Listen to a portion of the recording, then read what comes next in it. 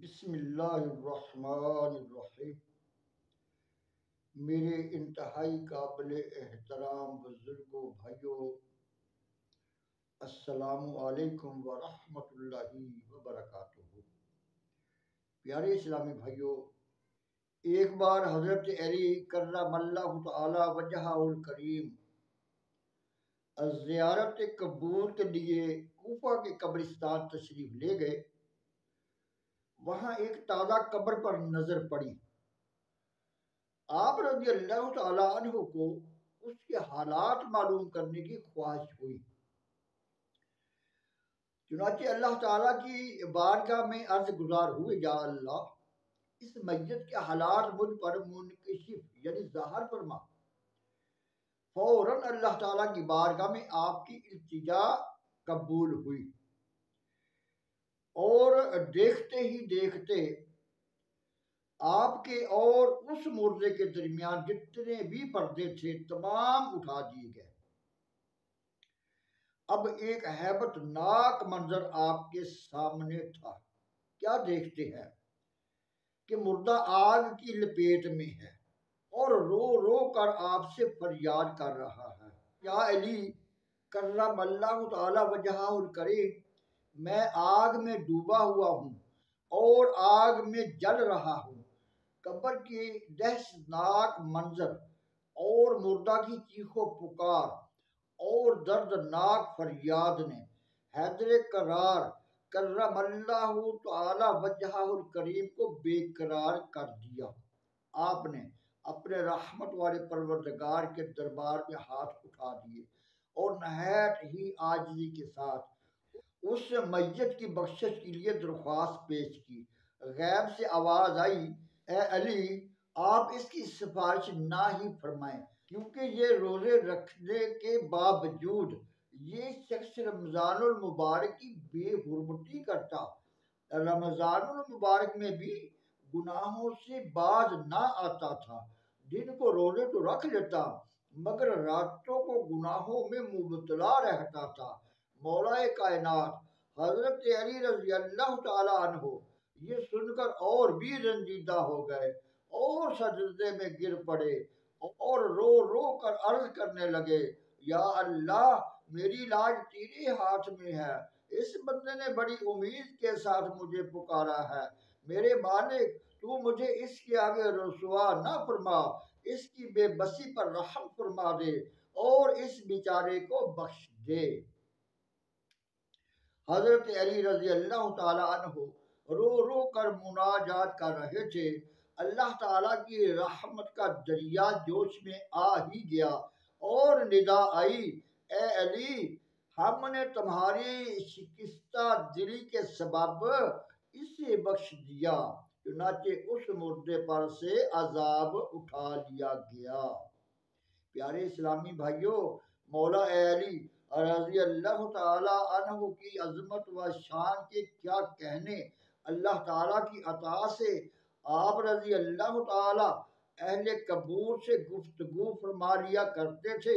ایک اور حقائق پیش خدمت ہے۔ چنانچہ حضرت علامہ جلال الدین السیوطی الشافعی رضی اللہ تعالی عنہ نقل کرتے ہیں، حضرت سیدنا سعید بن مسیب رضی اللہ تعالی عنہ فرماتے ہیں، ہم امیر المومنین حضرت مولا علی کرم اللہ تعالی وجہہ الکریم کے ہمراہ قبرستان سے گزرے۔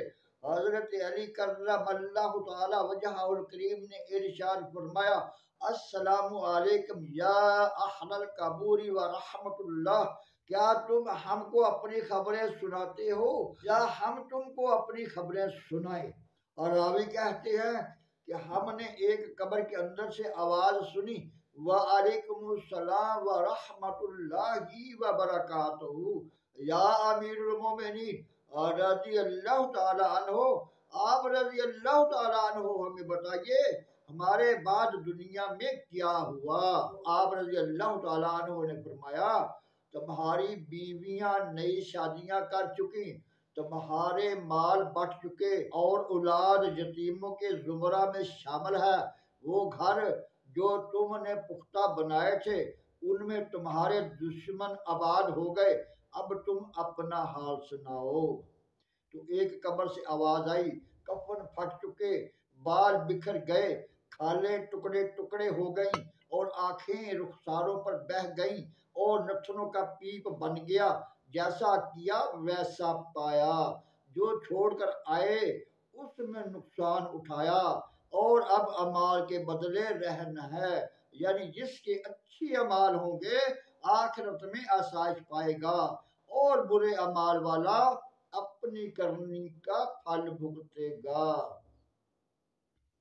پیارے پیارے اسلامی بھائیوں، گزشتہ دونوں حکایت میں ہمارے لیے عبرت کے بے شمار مدنی پھول ہیں۔ زندہ انسان خوب پھدکتا ہے، مگر جب موت کا شکار ہو کر قبر میں اتار دیا جاتا ہے اس وقت آنکھیں بند ہونے کے بجائے حقیقت میں کھل چکی ہوتی ہیں۔ اچھے اعمال اور خدائے ذوالجلال میں دیا ہوا مال تو کام آتا ہے، مگر جو کچھ دھن پیچھے چھوڑ آتا ہے اس میں بھلائی کا امکان بہت کم ہوتا ہے۔ عرصہ سے یہ امید کم ہی ہوتی ہے کہ وہ اپنے مرحوم عزیز کی آخرت کی بہتری کے لیے مال کثیر خرچ کریں، بلکہ مرنے والا اگر حرام و ناجائز مال مثلاً گناہوں کے اسباب جیسا کہ آلات موسیقی، ویڈیو گیمز کی دکان، میوزک سینٹر، ملاوٹ والے کا مال کاروبار وغیرہ پیچھے چھوڑے، اس کے لیے مرنے کے بعد سخت ترین اور ناقابل تصور نقصان ہے۔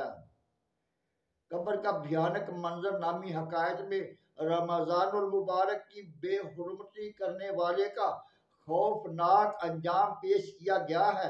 اس سے درس حاصل کیجیے، اور افسوس رمضان المبارک کی پاکیزہ راتوں میں ہمارے کئی نوجوان اسلامی بھائی محلہ میں کرکٹ، فٹ بال وغیرہ کھیلتے، خوب شور مچاتے، اور اس طرح یہ بد نصیب لوگ خود تو عبادت سے محروم رہتے ہی ہے، مگر دوسروں کے لیے بھی بے حد پریشانی کا باعث بنتے ہیں۔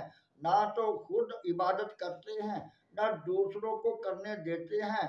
اس قسم کے کھیل اللہ تعالیٰ کی یاد سے غافل کرنے والے ہیں۔ نیک لوگ ان کھیلوں سے سدا دور ہی رہتے ہیں، خود کھیلنا تو درکنار، ایسے کھیل تماشے دیکھتے بھی نہیں، بلکہ اس قسم کے کھیلوں کا آنکھوں دیکھا حال یعنی کمنٹری بھی نہیں سنتے۔ لہٰذا ہمیں بھی ان حرکات سے بچنا ہی چاہیے، اور خصوصاً رمضان المبارک کے بابرکت لمحات تو ہرگز اس طرح برباد نہیں کرنے چاہیے۔ نیز کافی ایسے نادان لوگ بھی دیکھے جاتے ہیں جو اگرچہ روزہ تو رکھ لیتے ہیں، مگر پھر ان بیچاروں کا وقت پاس نہیں ہوتا، لہذا وہ لوگ بھی احترام رمضان شریف کو ایک طرف رکھ کر حرام و ناجائز کاموں کا سہارا لے کر وقت پاس کرتے ہیں، اور یوں رمضان شریف میں شطرنج، تاش، لوڈو، گانے بازے وغیرہ وغیرہ میں بعض لوگ کچھ زیادہ ہی ملوث ہو جاتے ہیں۔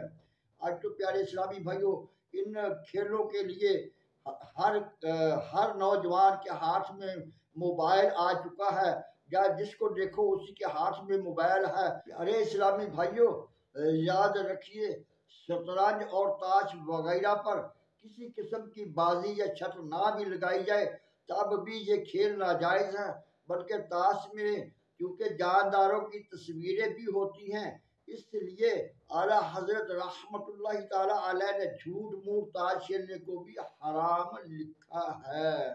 لہذا اے جنت کے طلبگار روزہ دار اسلامی بھائیوں، رمضان المبارک کے مقدس لمحات کو فضولیات و خرافات میں برباد ہونے سے بچاؤ۔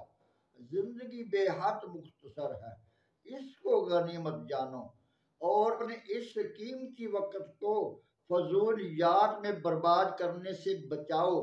قرآن اور ذکر و درود میں وقت گزارنے کی کوشش کرو۔ جتنی بھوک پیاس کی شدت زیادہ محسوس ہوگی، اتنا ہی صبر کرنے پر انشاءاللہ ثواب بھی زائد ملے گا، جیسا کہ سرکار مدینہ صلی اللہ علیہ وسلم کا فرمان عالی شان ہے، یعنی عبادتوں میں افضل عبادت وہ ہے جس میں زحمت یعنی تکلیف زیادہ ہے۔ ولی کامل حضرت سیدنا ابراہیم بن ادھم رحمت اللہ تعالی علیہ کا فرمان عالی شان ہے، دنیا میں جو نیک عمل جتنا دشوار ہوگا، قیامت کے روز نیکیوں کے پلڑے میں اتنا ہی زیادہ وزن دار ہوگا۔ اس سے صاف ظاہر ہوا کہ ہمارے لیے روزہ رکھنا جتنا دشوار اور نفس بدکار کے لیے ناگوار ہوگا، انشاءاللہ بروز شمار میزان عمل میں اتنا ہی زیادہ وزن دار ہوگا۔ حجت الاسلام حضرت سیدنا امام محمد غزالی رحمت اللہ تعالی علیہ کی میں سیادت میں فرماتے ہیں، روزہ دار کے لیے سنت یہ ہے کہ دن کے وقت زیادہ دیر نہ سوئے بلکہ جاگتا رہے تاکہ بھوک اور جو یعنی کمزوری کا اثر محسوس ہو۔ پیارے اسلامی بھائیوں، صاف ظاہر ہے کہ جو دن بھر روزہ میں سو کر وقت گزار دے اس کو روزہ کا پتہ ہی کیا چلے گا۔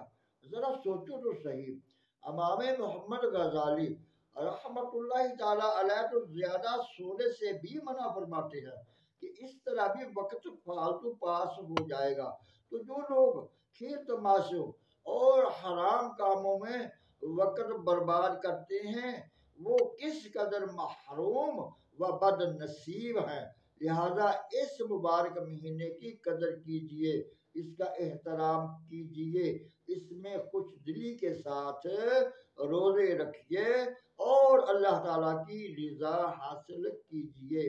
اللہ تعالیٰ سے دعا ہے کہ جو بیان ہوا ہے اس کو سمجھنے اور عمل کرنے کی توفیق عطا فرمائے۔ وما علینا الا البلاغ المبین۔